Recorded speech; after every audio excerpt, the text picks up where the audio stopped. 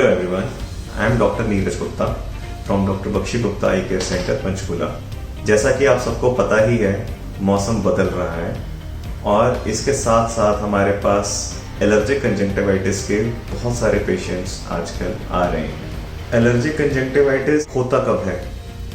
ये किसी भी एज में हो सकता है, न्यूबॉर्न से लेके किसी भी एज में, एडल्ट्स में, ओल्डर पीपल में, किसी में भी हो सकता है। इसका कोई ऑनसेट का कोई टाइम नहीं होता और किसी भी सीजन में हो सकता है, स्पेशली स्प्रिंग जो आजकल चल रहा है, मार्च अप्रैल में, और गर्मियों के अंदर किसी किसी को ये पूरा साल भी रह सकता है।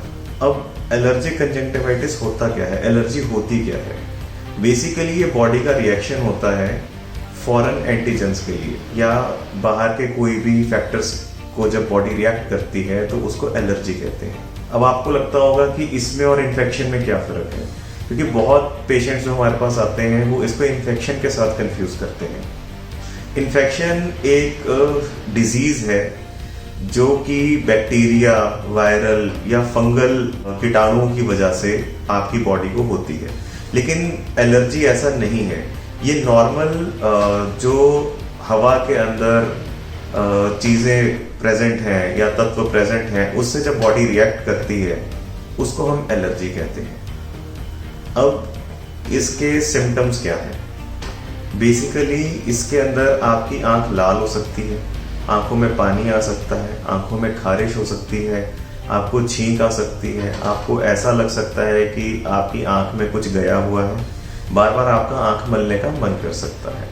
इससे बचा कैसे जाए, हम इस चीज से आगे कैसे रह सकते हैं? सबसे पहले आपको जब भी ऐसा फील हो कि इनमें से जो भी सिम्टम बताए हैं, आपको इनमें से कुछ भी फील हो, आपको अवॉइड करना है, अपनी आंख को टच नहीं करना, आपको रब तो बिल्कुल भी नहीं करना, आंखें मलनी नहीं है हमने, उससे नुकसान ज्यादा होता है और फायदा इससे कुछ नहीं है। हमें घर के अंदर जो हम इसके अंदर कुछ प्रिकॉशंस ले सकते हैं वो ये है, पानी के छींटे अगर आपने आंख में मारने हैं तो आंखें बंद करके मारिए। आंख की ठंडी सिकाई करिए। ठंडी सिकाई का मतलब एक बर्फ के टुकड़े को रुमाल में बांध के उससे आंखों के ऊपर मसाज करनी है। ये आप दिन में 2 बार 5-5 मिनट के लिए कर सकते हैं।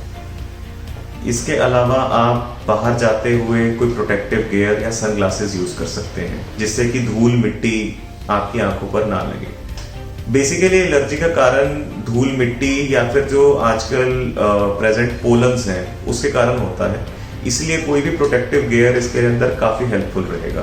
फिर आप बच्चों के कमरे से स्टफ टॉयज हटा सकते हैं, अपने कर्टन्स, अपने पिलो कवर्स, अपनी बेडशीट्स, इनको साफ रख के, धूप लगवा के, इनको झाड़ के यूज करिए, क्योंकि इसके अंदर भी डस्ट सेटल होती है तो इसके कारण एलर्जी बढ़ने के चांसेस ज्यादा हो जाते हैं। अगर आपको इनमें से कोई भी सिम्टम आता है तो अपनी तरफ से आपने कोई भी दवाई इस्तेमाल नहीं करनी है, क्योंकि कभी कभी पेशेंट हमारे पास आता है, उसने अपने आप से कोई पुरानी दवाई पढ़ी है, किसी दोस्त ने बता दी, ऐसी कोई दवाई इस्तेमाल करने से प्रॉब्लम बढ़ जाती है। उससे जो आपकी प्रॉब्लम है इसकी सिवेरिटी बढ़ सकती है और इसका ट्रीटमेंट लंबा चल सकता है, आंखों को नुकसान भी पहुंच सकता है। तो हमने इस चीज से बचना है कि अपने आप से हमने दवाई नहीं करनी। जब तक डॉक्टर हमारे को दवाई नहीं देता, हमने अपने आप से दवाई नहीं डालनी। और आपने कोई आई मेकअप इसके अंदर यूज करने से अवॉइड करना है। किसी भी तरह का कोई केमिकल आईज पे नहीं यूज करना है। हो सके तो सर पे भी जो हम केमिकल लगाते हैं, कलरिंग एजेंट्स होते हैं, वो अमोनिया फ्री कोशिश करके वो यूज करने हैं।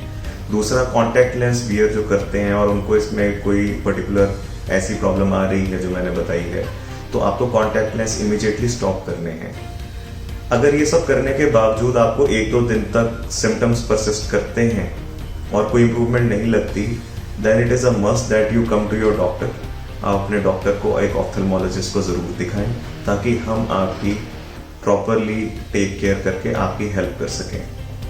So wishing you all the best and hope you all stay well and you can stay ahead of the upcoming allergy season. Thank you.